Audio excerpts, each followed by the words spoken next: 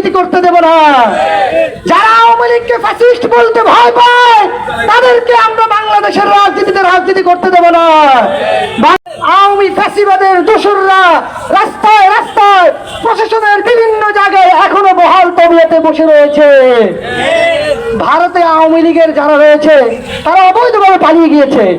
সেই ভারত সরকারও এখন পর্যন্ত কিন্তু তাদের বিরুদ্ধে কোনো অ্যাকশন নিচ্ছে না। বর্তমান যে সরকার রয়েছে এই সরকার এখন পর্যন্ত দেশি বিদেশি বিভিন্ন ষড়যন্ত্রের কারণে ঠিক মতো কিন্তু যারা খুনি রয়েছে তাদের বিচার ঠিকঠাক মতো করতে পারছে না। এটি হচ্ছে কেন? জুলাই বিপ্লবের সময় আমরা যেমন ঐক্যবদ্ধ ছিলাম, বিপ্লব পরবর্তী সময় কেউ শুরু করেছে নির্বাচন খেলা, কেউ শুরু করেছে সুবিধা খেলা, কেউ শুরু করেছে চাঁদাবাজির খেলা, যার কারণে এখন পর্যন্ত আমাদের প্রধান যে শত্রু সেই শত্রুকে কিন্তু এখন পর্যন্ত আমরা ধরতে পারি নাই। আমরা যদি এই সকল শত্রুদের ধরতে না পারি তারা কিন্তু যে কোনো সময় এসে বাংলাদেশের জনগণকে ধাক্কা দিয়ে কিন্তু বের করে দেওয়ার চেষ্টা করবে। আপা বলেছিল না বঙ্গোপসাগর, আপা বলেছিল না পদ্মা সেতু থেকে ফেলে দিবে। তারা কিন্তু যদি আবার ফেলে আসে শুধু পদ্মা সেতু না 18 কোটি জনগণকে বঙ্গোপসাগরে ভাসিয়ে দিবে। লাশের পর লাশ পড়ে যাবে, এরপরেও কিন্তু এই লাশ তারা খেলবে না। প্রিয় ভাইরা আমার, আওয়ামী লীগ একটি গণ কেস, এই গণ কেসকে ধরে নিয়ে আমাদের মধ্যে রাজনৈতিক ঐক্য গড়ে তুলতে হবে।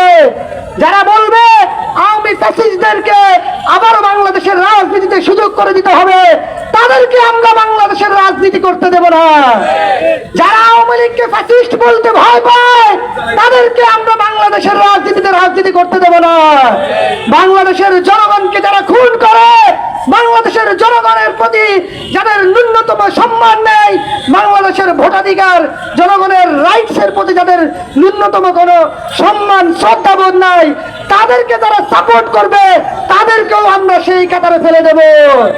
আগামী দিনের রাজনীতি আমাদের ঐক্যের রাজনীতি, আমাদের সকলের মধ্যে ছাত্র শ্রমিক এবং কৃষক জনতা সবার মধ্যে ঐক্য গড়ে তুলতে হবে। সেই ঐক্যের ভিত্তিতে আমাদের দেশের মধ্যে নতুন যে সংস্কারগুলো হচ্ছে সেই সংস্কার এবং পরবর্তীতে নির্বাচন পর্যন্ত আমাদের সকলকে ঐক্যবদ্ধ থাকতে হবে। আমরা আওয়ামী ফ্যাসিবাদকে এদেশে পরিপূর্ণভাবে কবর দেওয়ার আগ পর্যন্ত কাঁধে কাঁধ মিলিয়ে আমরা এই লড়াই চালিয়ে যাব। ধন্যবাদ সবাইকে। আওয়ামী দোসরদের প্রশ্নে আমরা এক ও অভিন্ন।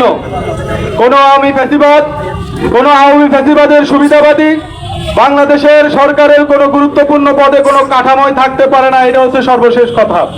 সুপ্রিয় উপস্থিতি, এই পর্যায়ে